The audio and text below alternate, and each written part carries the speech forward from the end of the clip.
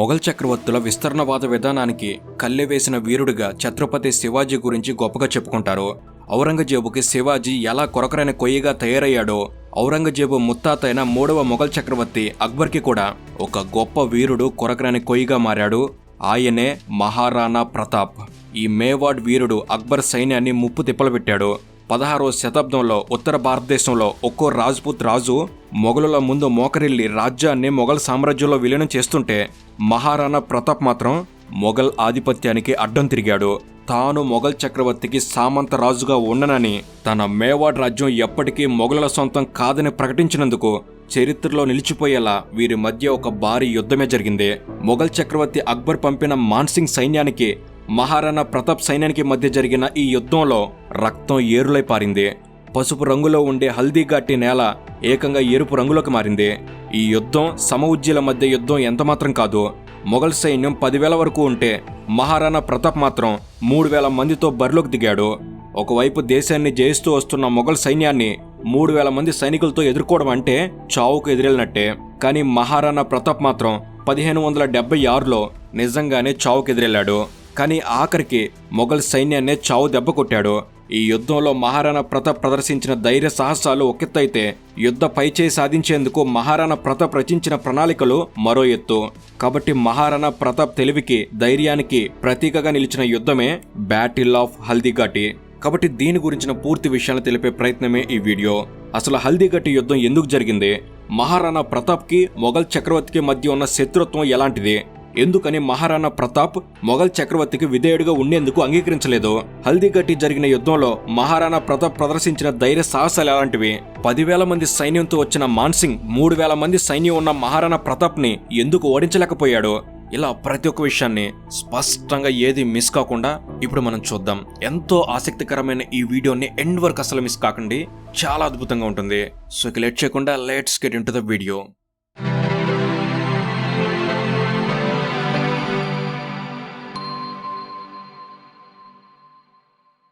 మహారాణా ప్రతాప్కి మొఘల్ చక్రవర్తి అక్బర్కి మధ్య జరిగిన హల్దీఘాటి యుద్ధం గురించి మాట్లాడుకునే ముందు చరిత్రని కాస్త తిరగేయాలి. 16వ శతాబ్దంలో భారత భూభాగంలో మొఘల్ సామ్రాజ్య స్థాపన జరిగింది. అది ఎలా అంటే 1526లో బాబర్ మొదటిగా మొఘల్ సామ్రాజ్యాన్ని స్థాపించాడు. మొదటి పానిపట్టు యుద్ధంలో ఇబ్రహీం లోడిని ఓడించడం ద్వారా ఢిల్లీ సుల్తాన్ల సామ్రాజ్యం మొఘల్ చక్రవర్తి బాబర్కు దక్కింది. కానీ సరిగ్గా 4 సంవత్సరాల్లోనే బాబర్ మరణించడంతో బాబర్ కొడుకు హుమాయూం సింహాసనాన్ని అధిష్ఠించాడు. కానీ 1540లో బెంగాల్ చక్రవర్తి అయిన షేర్ షా సూర్ హుమాయూంని ఓడించడంతో భారత భూభాగం మీద మొఘల్ పాలన ముగిసిందనే అందరూ అనుకున్నారు. నిజానికి 2వ మొఘల్ చక్రవర్తి అయిన హుమాయూం కథ చాలా ఆసక్తికరంగా ఉంటుంది. హుమాయూంకి బెంగాల్ చక్రవర్తి అయిన షేర్ షా సూర్కి మధ్య 3 యుద్ధాలు జరిగాయి. 1538లో బ్యాటిల్ ఆఫ్ చునార్ జరిగింది. ఈ యుద్ధంలో షేర్ షా సూర్ ఓడిపోతే హుమాయూం క్షమాభిక్షతో షేర్ షా సూర్ బయటపడతాడు. ఆ తర్వాత 1539లో బ్యాటిల్ ఆఫ్ చౌసా యుద్ధం జరిగింది. ఈ యుద్ధంలో షేర్ షా సూర్ హుమాయూంని ఓడిస్తాడు. ఆ సమయంలో హుమాయూం యుద్ధం నుంచి మధ్యలో నిష్క్రమించి తనను తాను కాపాడుకున్నాడు. ఇక ఆ తర్వాత వెంటనే 1540లో కనౌజ్ యుద్ధం జరిగింది. ఈ యుద్ధంలో షేర్ షా సూర్ హుమాయూంని ఓడించి అతన్ని రాజ్యం నుంచి బయటికి పంపించాడు. అలా 1540లో మన దేశంలో మొఘల్ పాలన అంతమైంది. కానీ ఆ అంతం తాత్కాలికం మాత్రమే. కనౌజ్ యుద్ధంలో ఓడిపోయిన హుమాయూంకి అమర్కోట్ రాజు అయిన రాణా ప్రసాద్ విరసాల్ ఆశ్రయం ఇచ్చాడు. అక్కడే హుమాయూం తన భార్యతో కలిసి 3 ఏళ్ల పాటు ఉన్నాడు. ఆ సమయంలోనే 1542లో హుమాయూంకి అక్బర్ జన్మించాడు. షేర్ షా సూర్ నుంచి ప్రమాదం పొంచి ఉండడంతో హుమాయూం తన కుటుంబంతో సహా ఇరాన్ పారిపోయి అక్కడ ఇరాన్ రాజవంశం సహాయంతో హుమాయూం ఎట్టకేలకి ఒక సైన్యాన్ని సిద్ధం చేశాడు. ఇలా ఇరాన్ రాజులు ఇచ్చిన సైనిక సహాయంతో 1555లో హుమాయూం భారతదేశానికి తిరిగి వచ్చి బెంగాల్ సింహాసనం మీద దాడి చేశాడు.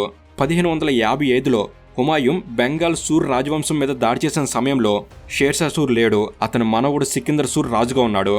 సికిందర్ సూర్ను ఓడించి హుమాయూం తాను కోల్పోయిన సింహాసనాన్ని తిరిగి సంపాదించుకున్నాడు. 15 సంవత్సరాల పాటు రహస్యంగా జీవిస్తూ ఇలా తన సింహాసనాన్ని తానే తిరిగి సంపాదించుకోవడం అనేది మామూలు విషయం కాదు. అలా మళ్ళీ 1555లో మన దేశంలో మొఘల్ పాలన మొదలైంది. కానీ 2వ మొఘల్ చక్రవర్తి హుమాయూం ఎంత దురదృష్టవంతుడంటే, ఒకసారి అతని జీవితాన్ని వెనక్కి వెళ్లి గమనిస్తే 1530 నుంచి 1540 వరకు తన రాజ్యాన్ని పాలించి 1540లో సింహాసనం కోల్పోయి 15 సంవత్సరాలు రహస్య జీవితం గడిపి అనేక ఇబ్బందులు దాటి చివరికి దక్కించుకున్న సింహాసనం మీద అతను పాలన సాగించింది కేవలం ఒకే ఒక ఏడాది. కారణం 1556లో హుమాయూన్ లైబ్రరీ మెట్ల మీద జారిపడి మరణించాడు. దాంతో 1556లో అతని కొడుకు అక్బర్ మొఘల్ చక్రవర్తి అయ్యాడు. 3వ మొఘల్ చక్రవర్తిగా అక్బర్ సింహాసనాన్ని అధిష్ఠించిన సమయంలో అతని వయసు కేవలం 14 సంవత్సరాలు మాత్రమే. బైరంగ్ ఖాన్ అనే ఒక వ్యక్తి అక్బర్కి సంరక్షకుడిగా వ్యవహరించేవాడు. సరే, ఇక మరోవైపు మన కథలో ఉన్న హీరో గురించి మాట్లాడుకోవాలి.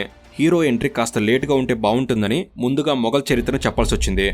ఇక మరోవైపు రాజస్థాన్ అరవాలి పర్వత సానువుల్లో మేవాడ్ అనే రాజ్యాన్ని మహారాణా ఉదయ్ సింగ్ అనే రాజు పాలిస్తూ ఉండేవాడు.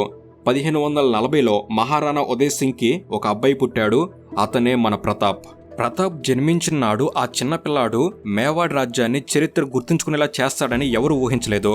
ప్రతాప్ తల్లి కృష్ణ భక్తురాలు కాబట్టి ఆమె ప్రతాప్కి చిన్నప్పటి నుంచి కృష్ణుడి గురించి, మహాభారతం గురించి చెప్తూ ఉండేది. రాణా సంగ, బప్ప రావల్ లాంటి గొప్ప గొప్ప వీరులు మేవాడ్ రాజ్యాన్ని పాలించారు. రాణా సంగ మేవాడ్ని ఫారెన్ ఇన్వేడర్స్ నుంచి కాపాడితే బప్పా రావల్ మేవాడ్ని ఒక శక్తివంతమైన రాజ్యంగా తయారు చేశాడు. రాణా ప్రతాప్ చిన్నతనం నుండి ఈ కథలన్నీ వింటూ వీరుడికి ఉండాల్సిన లక్షణాలని అందిపుచ్చుకున్నాడు. రాణా ప్రతాప్ తన చిన్నతనంలోనే వీలు విద్య, కత్తిసాము, గుర్రపు స్వారీ, వేదాలను అభ్యసించడంతో ఇలా ఒక యువరాజుకు ఉండాల్సిన విద్యలన్నీ నేర్చుకున్నాడు. ఇక్కడే ఒక విషయం అర్థం చేసుకోవాలి. 1540లో రాణా ప్రతాప్ జన్మిస్తే 1542లో అక్బర్ జన్మించాడు. అంటే రాణా ప్రతాప్, అక్బర్ ఇద్దరు వయసులో 2 సంవత్సరాల తేడా మాత్రమే ఉంది. ఇక అక్బర్ 14 సంవత్సరాలకే మొఘల్ సింహాసనాన్ని అధిష్ఠించి మొఘల్ చక్రవర్తి అయ్యాడు. అనంతరం మొఘల్ రాజ్య విస్తరణ కాంక్షతో 1561 నుంచే అక్బర్ యుద్ధాలు, దండయాత్రలు చేయడం మొదలుపెట్టాడు. 1561లోనే అక్బర్ సారంగపూర్ యుద్ధంలో మాల్వా రాజు అయిన బాజ్ బహదూర్ను ఓడించి మాల్వాను సొంతం చేసుకున్నాడు. అలా మొఘలులు రాజస్థాన్ వైపు, రాజ్పుత్ రాజ్యాల వైపు వారి మొఘల్ సామ్రాజ్యాన్ని విస్తరించడం మొదలుపెట్టారు. స్ట్రాటజికల్గా రాజస్థాన్ ప్రాంతంలోని రాజ్యాలని హస్తగతం చేసుకుంటే మొఘల్ సామ్రాజ్యానికి సముద్ర మార్గంతో కనెక్షన్ లభిస్తుంది. దాంతో మొఘల్ సామ్రాజ్యం నుంచి ఎగుమతులు, దిగుమతులు చేసుకోవడం సులభం అవుతుంది. కాబట్టి స్ట్రాటజిక్గా అక్బర్ రాజస్థాన్, గుజరాత్ వైపు దృష్టి పెట్టాడు. దీనిలో భాగంగా రాజ్యాలను ఆక్రమించుకోవడానికి అక్బర్ అనేక మార్గాలను అనుసరించాడు. కేవలం యుద్ధం మాత్రమే కాదు, యుద్ధానికి ముందు సంధి చేసుకోవడం, దౌత్యపరమైన ఒప్పందాలు చేసుకుంటూ ఇలా రాజ్పుత్ రాజ్యాలని అక్బర్ తన ఆధీనంలోకి తెచ్చుకునే ప్రయత్నం చేశాడు. ఇక అక్బర్ ఏకంగా 1562లో అమీర్ రాజు అయిన రాజా బర్మాల్ కూతురు హర్కాబాయిని వివాహం చేసుకున్నాడు. అలా మ్యాట్రిమోనియల్ రిలేషన్షిప్స్ ద్వారా కూడా అక్బర్ ఆయా రాజ్యాల మీద పట్టు సాధించాడు. అలా రాజస్థాన్, సింధ్, గుజరాత్ ఈ ప్రాంతాల వైపు విస్తరిస్తున్న మొఘల్ సామ్రాజ్యానికి మధ్యలో మేవాడ్ రాజ్యం అడ్డుపడింది. ఇతర రాజ్పుత్ రాజుల్లా కాకుండా మేవాడ్ రాజు అయిన ఉదయ్ సింగ్ అనగా రాణా ప్రతాప్ యొక్క తండ్రి గారు అక్బర్కి తలవంచడానికి అంగీకరించలేదు. ఎప్పుడైనా ఒక యుద్ధానికి ముందు అనేక మంతనాలు జరుగుతాయి. దౌత్యం, ఒప్పందం, మధ్యవర్తిత్వం ఇలా చాలా విషయాల తర్వాత ఆఖరి ప్రయత్నంగా యుద్ధం జరుగుతుంది. అయితే అక్బర్కి ఉదయ్ సింగ్కి మధ్య చర్చలు విఫలమయ్యాయి. అక్బర్కి మేవాడ్ని అప్పగించేందుకు ఉదయ్ సింగ్ ఏమాత్రం ఒప్పుకోలేదు. దాంతో అక్బర్ మేవాడ్ మీద దండయాత్ర చేసి మేవాడ్ని స్వాధీనం చేసుకున్నాడు. ఆ సమయంలో భారీ మొఘల్ సైన్యం ముందు ఉదయ్ సింగ్ సైన్యం నిలబడలేకపోయింది. దాంతో ఉదయ్ సింగ్ మేవాడ్ని వదిలి పారిపోవాల్సి వచ్చింది. ముఖ్యంగా ఆరవలి పర్వతాల్లో మేవాడ్ రాజులు నిర్మించుకున్న చిత్తూర్ కోటని అక్బర్ చుట్టుముట్టడంతో ఆ కోటని, మేవాడ్ రాజ్యాన్ని అక్బర్కి వదిలి వెళ్ళిపోవాల్సి వచ్చింది. ఇలా ఉదయ్ సింగ్ మేవాడ్ను వదిలేసి గోంగుద అనే ప్రాంతానికి వెళ్లి ఒక నగరాన్ని నిర్మించి పరిపాలన చేయడం మొదలుపెట్టాడు. అలా అప్పట్లో గోంగుద ప్రాంతంలో ఉదయ్ సింగ్ నిర్మించిన ఆ నగరమే నేటి ఉదయ్పూర్. అయితే అక్బర్ వల్ల రాణా ప్రతాప్ సర్వస్వం కోల్పోయాడు. తన తండ్రి ఓడించబడ్డాడు. తమ పూర్వీకులు నిర్మించిన రాజ్యాన్ని వదిలేయాల్సిన పరిస్థితి వచ్చింది. చిత్తోడ్ కోటను కోల్పోవాల్సి వచ్చింది. ఇది మాత్రమే కాదు, మేవాడ్ని ఆక్రమించుకున్న అక్బర్ సైన్యం మేవాడ్ సైనికుల్ని చిత్రహింసలకు గురిచేసింది. మేవాడ్లోని మహిళల మీద అక్బర్ సైనికులు అత్యాచారాలు చేశారు. ఈ క్రమంలో అక్బర్ సైనికుల నుంచి తప్పించుకోవడానికి మేవాడ్లో ఉన్న మహిళలు సామూహికంగా మంటల్లోకి దూకి ఆత్మహత్యలు చేసుకున్న సంఘటనలు కూడా ఉన్నాయి. ఇంత అరాచకాన్ని కల్లారా చూసిన యువరాజు ప్రతాప్ అక్బర్ మీద కోపాన్ని, ద్వేషాన్ని పెంచుకున్నాడు. దాంతో ఎలాగైనా అక్బర్ని ఓడించాలనే బలమైన కోరిక యువరాజు ప్రతాప్లో ఏర్పడింది. అయితే ఉదయ్పూర్ని కేంద్రంగా చేసుకుని నిర్మించిన రాజ్యానికి వారసునిగా యువరాజు ప్రతాప్కి అన్ని అర్హతలున్నాయి. కానీ తండ్రి ఉదయ్ సింగ్ మాత్రం తన మరో భార్య అయిన ధీర్బాయ్ కొడుకు జగ్మాల్ సింగ్ని వారసుడిగా ప్రకటించాడు. నిజానికి ప్రతాప్ తండ్రి ఉదయ్ సింగ్కి పెద్ద కొడుకైతే జగ్మాల్ సింగ్ 9వ కొడుకు. అయినా తండ్రి మాటని ప్రతాప్ కూడా కాదనకుండా జగ్మాల్ని తదుపరి రాజుగా అంగీకరించాడు. ఇక 1572లో రాణా ఉదయ్ సింగ్ మరణించాడు. ఆ సమయంలో తండ్రి అంత్యక్రియలు జరిపించే బాధ్యతలో పెద్ద కొడుకుగా ప్రతాప్ తీసుకున్నాడు. కానీ తండ్రి అంత్యక్రియల్లో పాల్గొనకుండా జగ్మాల్ సింగ్ తన పట్టాభిషేక కార్యక్రమాన్ని నిర్వహించుకున్నాడు. రాజు ఉదయ్ సింగ్ అంత్యక్రియల్లో పాల్గొన్న మేవాడ్ ప్రజలకి జగ్మాల్ సింగ్ ప్రవర్తన నచ్చలేదు. అదే కాకుండా జగ్మాల్ సింగ్కి రాజుగా ఉండే అర్హత లేదని, కేవలం యువరాజు ప్రతాప్ సింగ్కి మాత్రమే రాజయ్యే అర్హత లక్షణాలున్నాయని బలంగా నిలదీయడం మొదలుపెట్టారు.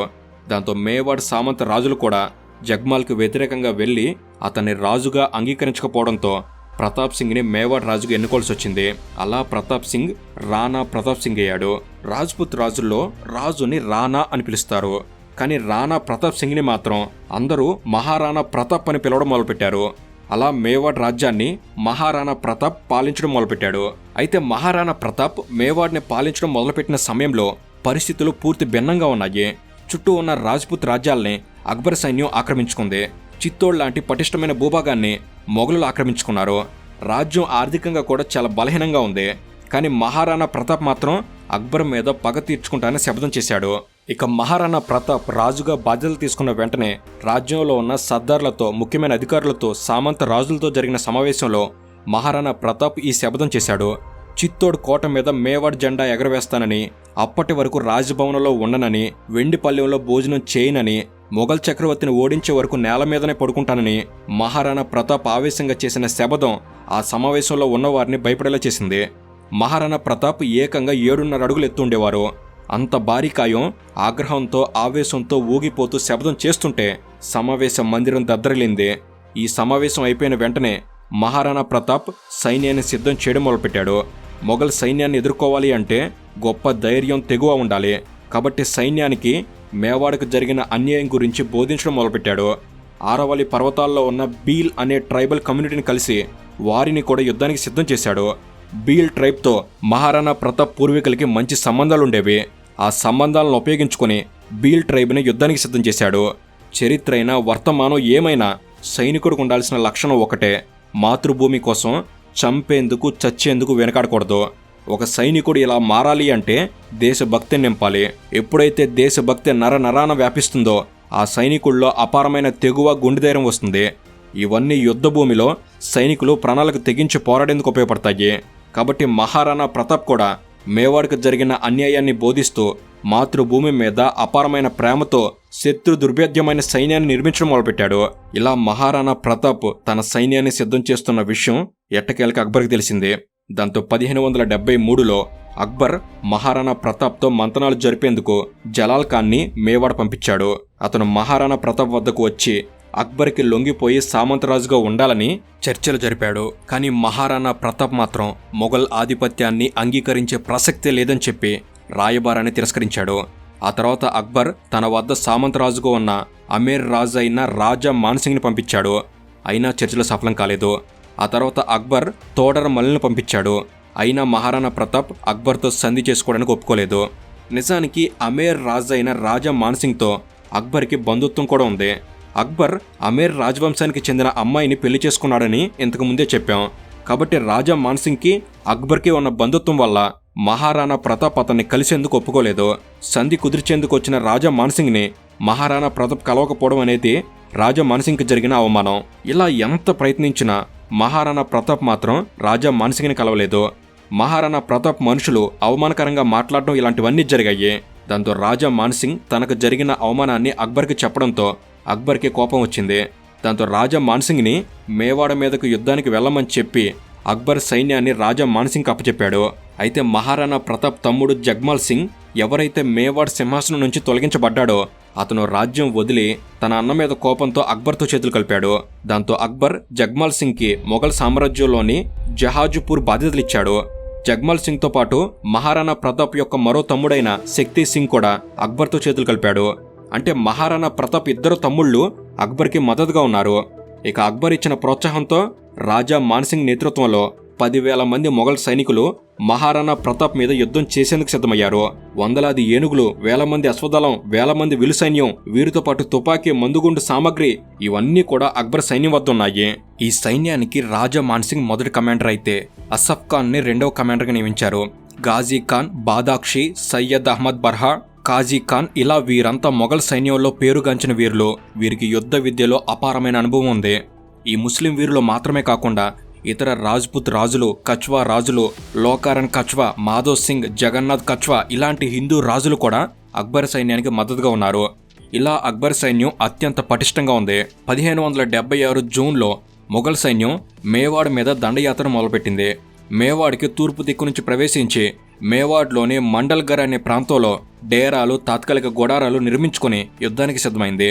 మరోవైపు యుద్ధం కోసం ఎదురుచూస్తున్న మహారాణా ప్రతాప్ కూడా తన సైన్యాన్ని సిద్ధం చేశాడు.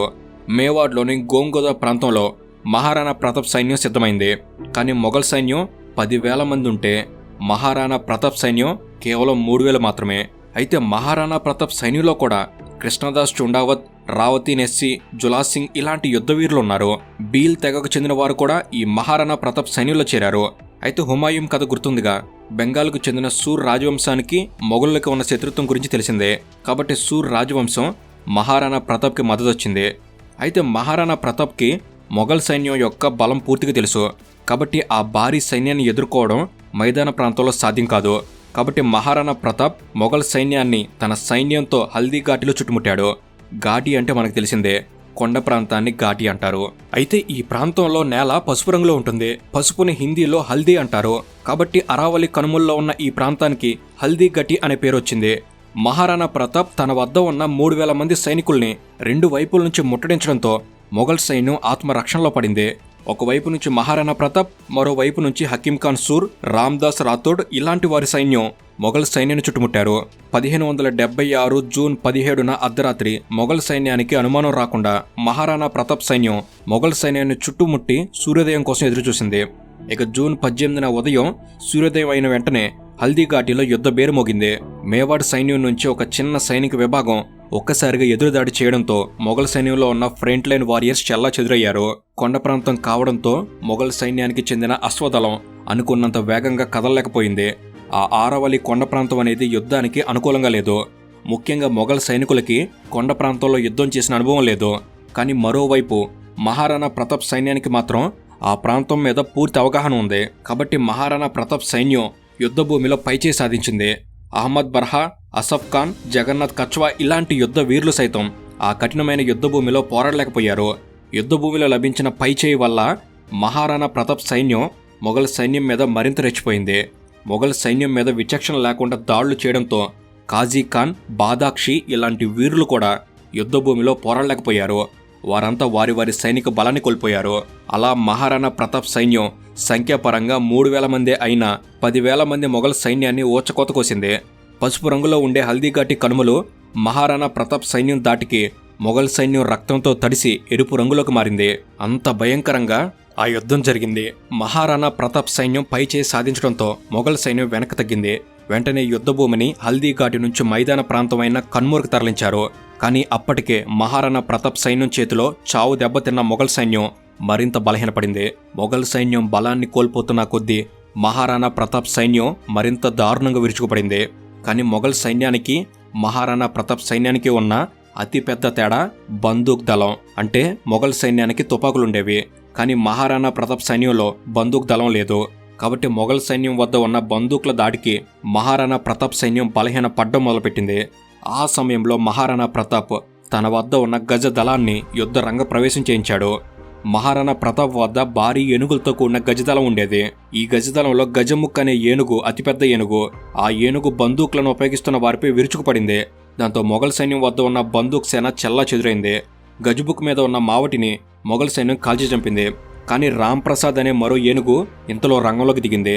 గజముక్ కన్నా రామ్ ప్రసాద్ అనే గజరాజు మరింత భారీగా ఉండేది. ఈ భారీ గజరాజుల బలంతో మహారాణా ప్రతాప్ సైన్యం ఆ యుద్ధంలో పైచేయి సాధించింది. అయితే ఇప్పటి వరకు ఆ యుద్ధంలో కేవలం సైన్యం చూపించిన పరాక్రమాన్ని మాత్రమే మాట్లాడుకున్నాం. కానీ మహారాణా ప్రతాప్ ఆ యుద్ధంలో పోరాడిన విధానాన్ని ప్రస్తావించలేదు. ఆ యుద్ధంలో మహారాణా ప్రతాప్ ఎత్తుగడలు బాగా ఉపయోగపడ్డాయి. ఈ యుద్ధంలో మొఘల్ సైన్యాన్ని నడిపిస్తున్న రాజా మాన్సింగ్ని అంతం చేయడం మహారాణా ప్రతాప్ లక్ష్యం. కానీ మహారాణా ప్రతాప్ కన్నా ముందే భీమ్ సింగ్ అనే రాజపుత్ సర్దార్ మాన్సింగ్ మీద దాడి చేశాడు. కానీ ఆ దాడిలో మాన్సింగ్ తప్పించుకున్నాడు. ఇంతలో మొఘల్ సైనికులు భీమ్ సింగ్ని చుట్టుముట్టి దాడి చేయడం మొదలుపెట్టారు. ఈ యుద్ధంలో భీమ్ సింగ్ మరణించినా కూడా వీరోచితంగా పోరాడి 10ల సంఖ్యలో మొఘల్ సైనికుల చావుకి కారణమయ్యాడు. భీమ్ సింగ్ మరణం మహారాణా ప్రతాప్లో మరింత ఆగ్రహాన్ని పెంచింది. మహారాణా ప్రతాప్ తన అశ్వం చేతకును ఉపయోగించుకుని రాజా మాన్సింగ్ వైపు కదిలాడు. జై ఏక్లింగ్ నాథ్ అనేది మహారాణా ప్రతాప్ యుద్ధ నినాదం. జై ఏక్లింగ్ నాథ్ అంటూ మహారాణా ప్రతాప్ చేతక్ అనే అశ్వం మీద వేగంగా రాజా మాన్సింగ్ ఉన్న గజరాజుని తన అశ్వంతో ఢీకొట్టాడు. ఒక గుర్రం ఒక ఏనుగును ఢీకొడితే ఎలా ఉంటుందో అర్థం చేసుకోండి. ఈ దాడిలో రాజా మాన్సింగ్ ఏనుగు బెంబేలెత్తిపోయింది. అదే సమయంలో చేతక్ కాలికి కూడా గాయమైంది. ఇంతలో మహారాణా ప్రతాప్ తన చేతిలో ఉన్న ఈటితో రాజా మాన్సింగ్ మీద దాడి చేయడంతో మావటి మరణిస్తాడు. కానీ అతను వెనకే ఉన్న రాజా మాన్సింగ్ త్రుటిలో తప్పించుకున్నాడు. కానీ మహారాణా ప్రతాప్ విసిరిన ఈటి దాటికి ఏనుగు బెదిరిపోయింది. ఒక్కసారిగా యుద్ధభూమి నుంచి పక్కకు పరుగులు పెట్టింది. ఆ సమయంలో ఏనుగు మీద ఉన్న రాజా మాన్సింగ్ కింద పడిపోయాడు. అదే సమయంలో రాజా మాన్సింగ్ మరణించుంటే యుద్ధం అక్కడే ముగిసుండేది. కానీ రాజా మాన్సింగ్ గాయాలతో బయటపడ్డాడు. ఇంతలో మొఘల్ సైన్యం అతన్ని రక్షించింది. ఇలా యుద్ధంలో మహారాణా ప్రతాప్ సైన్యం పైచేయి సాధించిన సమయంలో రాజా మాన్సింగ్ ఒక జిత్తులో మరి ఉపాయం చేశాడు. మొఘల్ చక్రవర్తి అక్బర్ యుద్ధంలో పాల్గొనబోతున్నాడు అన్న వార్తను ప్రచారం చేశాడు. అయితే మొఘల్ చక్రవర్తి అక్బర్ యుద్ధ ప్రవేశం చేస్తే ఒక్కడే చేయడు, అతనితో పాటు సైన్యం కూడా వస్తుంది. అదే జరిగితే అక్బర్ సైన్యాన్ని ఎదుర్కోవడం కష్టమవుతుంది. రాజా మాన్సింగ్ చేస్తున్న దుష్ప్రచారం వల్ల మహారాణా ప్రతాప్ ఆలోచనలో పడ్డాడు. తోటి సర్దార్లతో సామంత రాజులతో మంతనాలు జరిపి యుద్ధం నుంచి బయటపడాలని నిర్ణయించుకున్నాడు. కానీ మహారాణా ప్రతాప్ యుద్ధం నుంచి వెనుతిరిగినట్టు శత్రు సైన్యానికి అర్థం కాకూడదు. కాబట్టి జులా అజ్జా అనే ఒక సైనికుడికి మహారాణా ప్రతాప్ లాగా వేషధారణ ధరించి యుద్ధం చేయడం మొదలుపెట్టాడు. అలా మొఘల్ సైన్యం దృష్టిని మళ్లించి మహారాణా ప్రతాప్ యుద్ధం నుంచి బయటపడ్డాడు. ఇది యుద్ధ భూమిలో వెన్ను చూపించడం కాదు, పోరాడాలంటే ప్రాణాలుండాలి. కాబట్టి నెగ్గాలంటే ఒక్కోసారి తగ్గాలి అనే మాట వింటూ ఉంటాం కదా. ఇక్కడ మహారాణా ప్రతాప్ చేసింది కూడా అలాంటిదే. కానీ మహారాణా ప్రతాప్ ఈ యుద్ధంలో తన ప్రాణాలు కాపాడిన చేతక్ని కోల్పోయాడు. ఈ యుద్ధంలో మహారాణా ప్రతాప్ లాగా వేషధారణ ధరించి పోరాటం చేసిన జులా అజ్జాని మొఘల్ సైన్యం బంధించింది. దాంతో రాజా మాన్సింగ్ విజయం సాధించామని అనుకున్నాడు.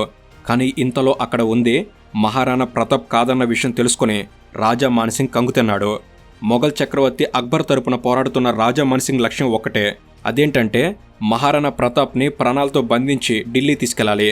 అక్కడ మొఘల్ దర్బార్లో మేవాడ్ రాజ్యాన్ని మొఘల్ సామ్రాజ్యంలో విలీనం చేస్తున్నట్టు ఒప్పందం చేయించాలి. కానీ ఈ లక్ష్యం నెరవేరాలి అంటే మహారాణా ప్రతాప్ ప్రాణాలతో పట్టుబడాలి. కానీ యుద్ధభూమిలో మహారాణా ప్రతాప్ లేడనే విషయం తెలిసి రాజా మాన్సింగ్కి ఏం చేయాలో అర్థం కాలేదు. ఇంతలో మొదటి రోజు యుద్ధం ముగిసింది. మరుసటి రోజు యుద్ధం మొదలవుతుందా లేదా అన్న విషయంలో రాజా మాన్సింగ్ ఎటూ తెచ్చుకోలేకపోయాడు. మహారాణా ప్రతాప్ లేకుండా యుద్ధం కొనసాగించడం కష్టం కాబట్టి హల్దీఘాటి యుద్ధానికి ఒకే రోజులో ముగింపు పడింది. కానీ రాజా మాన్సింగ్ మాత్రం మేవాడ్ ప్రాంతంలోనే తిష్టవేశాడు. మేవాడ్ని వదిలి వెళ్లేందుకు అంగీకరించలేదు. దాంతో మండల్గర్లో మొఘల్ సైనికులు నిర్మించుకున్న గుడారాలకి ఆహారాన్ని సరఫరా చేసి అన్ని మార్గాల్ని మహారాణా ప్రతాప్ ఆధీనంలోకి తీసుకున్నాడు. ఆయా మార్గాల్లో భారీ కందకాలు తవ్వించడంతో ఆహార సరఫరా ఆగిపోయింది. ఇవన్నీ మహారాణా ప్రతాప్ రహస్య ప్రాంతాల్లో ఉండి రచించిన యుద్ధ ఎత్తుగాళ్ళు. ఇలా ఎప్పుడైతే ఆహార సరఫరా ఆగిపోయిందో మొఘల్ సైన్యం ఎక్కువ కాలం మేవాడ్లో కొనసాగలేకపోయింది. దాంతో మేవాడ్ వదిలి ఢిల్లీ వెళ్లడం తప్ప రాజా మాన్సింగ్కి మరో అవకాశం కనిపించలేదు. ఈ యుద్ధంలో పోరాడేందుకు 10,000 మంది సైనికుల్ని రాజా మాన్సింగ్కి అప్పగిస్తే 3,000 మంది సైనికులు మాత్రమే ఉన్న మహారాణా ప్రతాప్ సైన్యాన్ని వీరు ఎదుర్కోలేకపోయారు. నష్టం అనేది ఇరువైపులా జరిగింది. కానీ 3,000 మందితో రాజా మాన్సింగ్ సైన్యాన్ని మట్టి కరిపించిన వీరుడుగా మహారాణా ప్రతాప్ చరిత్రలో నిలిచిపోయాడు. మరోవైపు మహారాణా ప్రతాప్ లేకుండా మొఘల్ దర్బార్లో అడుగుపెట్టిన రాజా మాన్సింగ్ అక్బర్ ముందు తలదించాల్సి వచ్చింది. అక్బర్కి ఏం సమాధానం చెప్పాలో తెలియక రాజా మాన్సింగ్ అక్బర్ కోపానికి కారణమయ్యాడు. ఈ యుద్ధం అనేది మొఘల్ సామ్రాజ్యానికి మహారాణా ప్రతాప్ రూపంలో ఒక గొప్ప శత్రువుని సృష్టించింది. మొఘల్ సైన్యంతో డైరెక్ట్ వార్ చేయడం సాధ్యం కాదని మహారాణా ప్రతాప్ కూడా అర్థమైంది. దాంతో మహారాణా ప్రతాప్ గెరిల్లా యుద్ధాన్ని మొదలుపెట్టాడు. మొఘల్ సైన్యం మీద రహస్య దాడులు చేయడం, మొఘల్ సామ్రాజ్యంలో జరుగుతున్న వ్యాపారం మీద, ఎగుమతులు దిగుమతుల మీద దాడులు చేసి దోచుకోవడం లాంటివి విపరీతంగా జరిగాయి.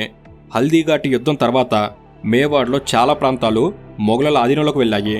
కానీ పూర్తి మేవాడ్ అనేది ఆఖరి వరకు మొఘల్ సామ్రాజ్యంలో విలీనం కాలేకపోయింది. అలా 1576లో మహారాణా ప్రతాప్ హల్దీఘాటి సాక్షిగా మొఘలుల విస్తరణవాద విధానానికి వేసిన అడ్డుకట్ట వల్ల మొఘల్ సామ్రాజ్యం పతనమయ్యే వరకు మేవాడ్ అలాగే నిలబడింది. అందుకే మహారాణా ప్రతాప్ని చరిత్ర ఒక గొప్ప వీరుడిగా ఎప్పటికీ గుర్తుంచుకుంటుంది.